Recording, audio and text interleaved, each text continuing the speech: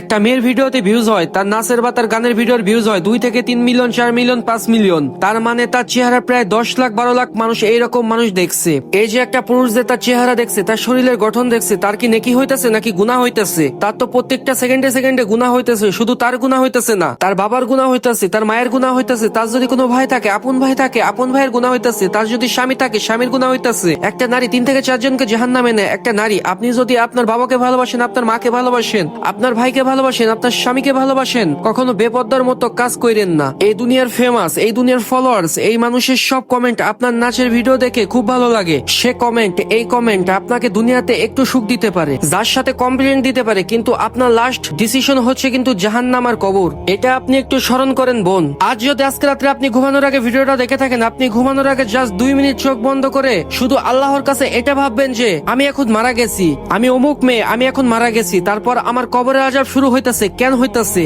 এটা আল্লাহ তাআলা হিসাবে বুঝিয়ে দিবে। তুমি অনেক নাচ গানের মধ্যে ছিলা, বেপরদায় ছিলা, কখনো ঠিকভাবে নামাজ পড়ো নাই, কখনো কোরআন তেলাওয়াত করো নাই, সব সময় ছেলে মেয়েদের সাথে চলাফেরা করছো। এই গুনাহের কারণে তুমি আজকে জাহান্নামে। এটা জাস্ট 2 মিনিটের জন্য আপনি চোখ বন্ধ করে ভাবেন, আপনার ভয়ে আপনার গা শিউরে উঠবে। জাহান্নামের আগুন কতটা কঠিন, কতটা ভয়ঙ্কর, এটা একমাত্র আল্লাহ তাআলাই ভালো জানেন। এজন্য এখনো বলি, চেঞ্জ হও, অন্তত নিজের জন্য চেঞ্জ হও। আখিরাতে আপনাকে দাঁড়াতে হবে আল্লাহর সামনে। কি নিয়ে দাঁড়াবেন শুনি? শুধু এটা চিন্তা করেন যে আমি আল্লাহর সামনে কি নিয়ে দাঁড়াবো, আমার কি আমল আছে, কি নেকি করছি আমি, আমার কি সওয়াব আছে যে সওয়াবে আমাকে জান্নাতের দিকে নেবে। আল্লাহ তাআলা আমাদের সকল বান্দাকে বোঝার তৌফিক দান করুক। গাইস, এখন সবকিছু তোমাদের হাতে। কিভাবে? আমার এই ভিডিও হয়তো সবার কাছে পৌঁছাবে না, তুমি যদি একটা শেয়ার করে ভিডিওটা পৌঁছে দাও, ইনশাআল্লাহ তারাও জানতে পারবে এবং তুমি পরকালে ফায়দা পাবে। ভিডিওটা ভালো লাগলে লাইক, কমেন্ট, শেয়ার এবং সাবস্ক্রাইব করে দিবা। সবাই ভালো থাকবা, সুস্থ থাকবা। আল্লাহ হাফেজ।